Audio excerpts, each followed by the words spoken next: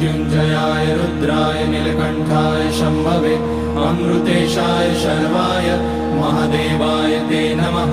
नमस्तेऽस्तु भगवन् विश्वेश्वराय महादेवाय त्र्यम्बकाय त्रिपुरान्तकाय त्रिकाग्निकालाय कालाग्निरुद्राय नीलकण्ठाय मृत्युञ्जयाय सर्वेश्वराय सदाशिवाय श्रीमान् महादेवाय नमः।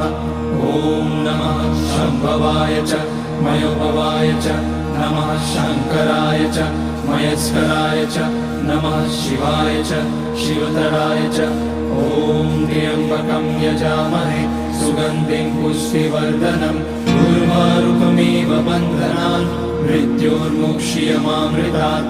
नागेन्द्रहाराय त्रिलोचनाय भस्माकराय महेश्वराय नित्याय शुद्धाय दिगम्बराय तस्मै नकाराय